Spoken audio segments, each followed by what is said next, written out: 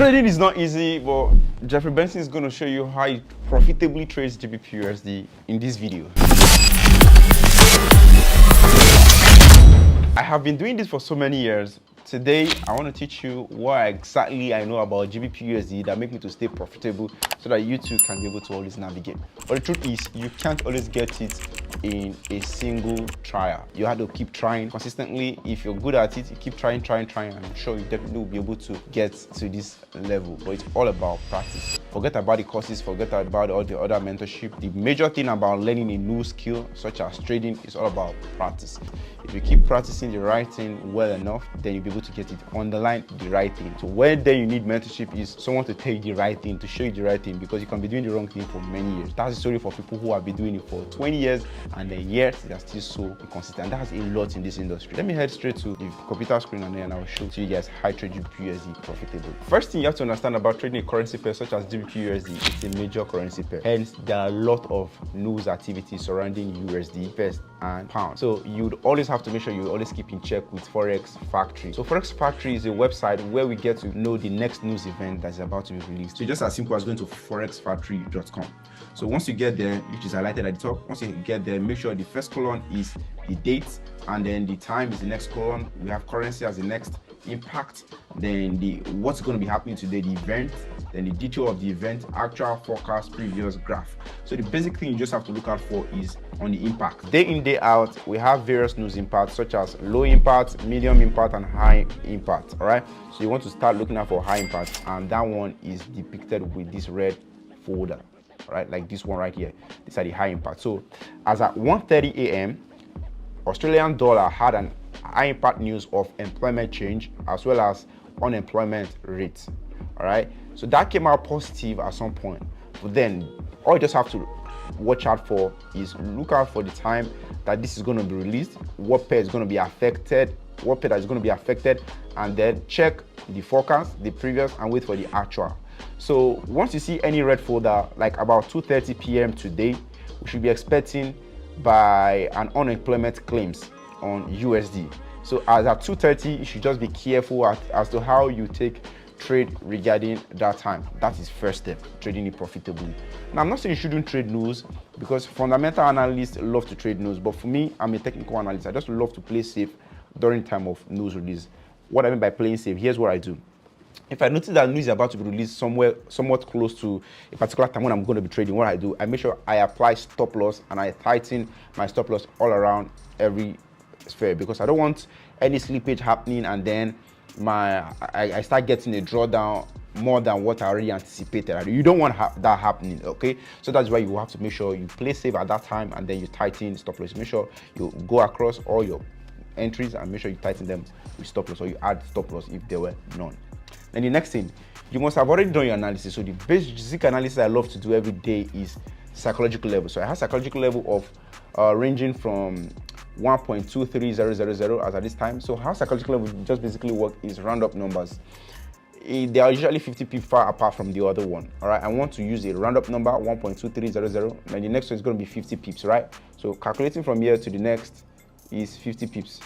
From here to the next one is 50 pips. Okay, in order to calculate that, I have to take the measure to calculate from on here to this point. It's exactly 50 pips, right? That shows that this psychological level is correct. Then that's how I'm going to keep adding 50 pips all across, as many that is relevant to the current chart. All right, now if you would ask me, Jeff, what is the current analysis, or what do you think is going to happen on the chart? It's simple. First, the time is 1:50 p.m. okay, and then we're going to be having a news event by 2:30 p.m. Then the news event is a couple of hours, is a couple and a half away or so. Then that's no brainer, that's fine. Then the next thing I want to, since I'm trading on 15 minutes time frame, I've done my analysis. I've seen that price is currently close to psychological level, which is 1.2400. That's a good thing, because I love to trade off of zones. And then an M has clearly formed, an M pattern. So here's an M pattern that clearly formed right here. So price did moved up, came back down, and it moved up again, and it's coming down. So hence, I want to go in short at this level. So what I just want to do now is to go on my phone. Yeah, by the way, this is a live account. All right, it's a live account, and I want to go on the charts, click on here, press the plus sign, and then I'm going to use a lot size where I'll be risking 1% of my account at a time. So I want to go in for a sell. That's it. So that's the sell right there. Now, the next question will be, Jeff, what is your stop loss, right? Since I got in right at this point, my stop loss is going to be the next recent high. At this point, then my stop is going to be at this high. So it's going to be 24 pip away from where I'm currently getting an entry. And then my target usually, I want it to be by 2 times 2. So since I'm risking 24 pips, I'll be targeting 48 pips minimum. So 48 pips, around 50 pip there about. So that's what I'm going to be waiting for my final execution. So as you can see, I'm in small profit. Okay, but in no time, I should really be racking things about. Let me apply my stop loss. The stop loss here is 1.24143. 1.24143. There you have the stop loss. I'm gonna adjust. I love to leave my take profit open because I know that market will definitely might give me more than I already anticipate in case of spikes like that. All right, so this is how I would intend to want to trade. But before you guys click out, there's still one more concept I need to show you. This is the analysis part of things. Now it's time for me to take you to the risk management side of things. So when you have an account, you don't just go and start placing whatever lot size you like on your account. All right, so I used 100 lot size. That's because that's $2.6 million. So what you have to do is go to position size calculator like babypips.com, and then you put in your account balance. So for the sake of this example, I'm going to be using $10,000 because that's the average amount of what most of my viewers trade with. All right, so I'm going to put 10,000 onto 3, and then I'm going to put, if you are trading with $10,000 account, if it's a proprietary firm, you want to be risking from 0.5 to 1%. If it's a personal account, you can go ahead depending on your risk capital and what you intend to want to gain. But for me, I would recommend you trade $10,000 account. You risk 5% on $10,000 account. I mean, $10,000. I'm scared to say it's small, but it's relatively small. Okay, so let me just do 5%. And this one, the stop loss is, we are doing about 20. How many pip stop loss the other time? 24 pip stop loss, right? I'm just going to come on here and put 24. And then the pair we're trading obviously is GBP USD. So you're expected to use 2 standard lot size for this example. All right, so you just go ahead and put 2 standard lot size.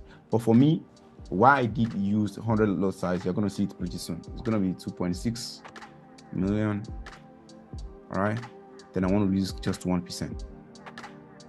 I'm expected to use 108 standard lot size, but I did use 100 lot size. Now you understand why that makes sense. So that is it. So if this trade whipsaw against me, I will be losing 26K. If it goes in my favor, I'll be making 2 times of that. That's this risk worth taking. So let me do one more example for those who are trading small account for $100 guys. So if you're trading a $100 guy, yeah, $100 guy, please risk 10% because it's relatively small. All right. So then your lot size, you're supposed to use 0.04 at a stretch. That's good. The next thing is the trade management as to how I stay profitable. Trade management has to do with anything that starts from after you click the buy or sell button on your trading platform. So now how I get to manage this trade is all around this trade management. Let me explain this concept. This concept is just all about making sure you don't widen your stop loss too much and then you don't tighten it too much so that you don't get taken out from the market before market actually make an actual move. You have to give the market some breathing space. Let the market breathe.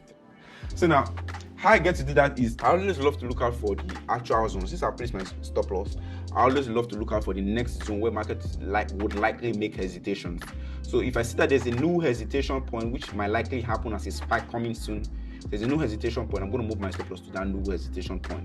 All right, but it must be lower than this where I already have my stop loss at. So that's how I get to manage my trade. So, but however, I don't love to chicken out of trade because that always distorts my trading plan.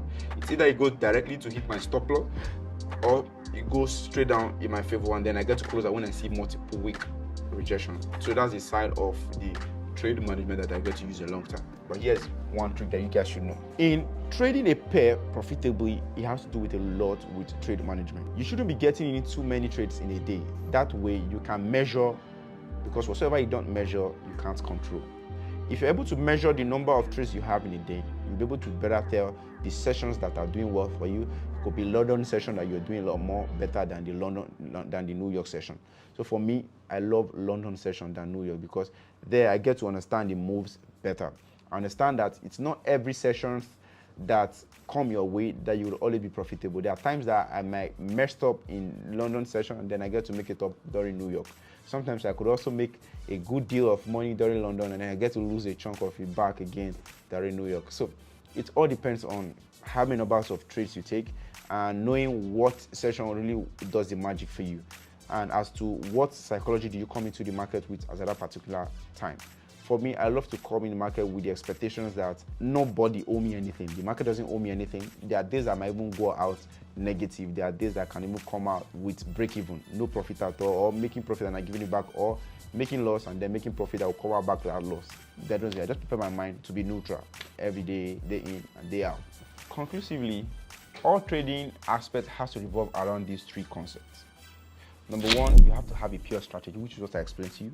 Number two, you have to have a good risk management, which I also did explain to you. And number three, you also have to have a very solid trade management system in place. After you have a strategy to apply, you have to make sure you're applying the proper risk, no matter how good that strategy is. And you also have to have a good management to manage that trade as time goes on.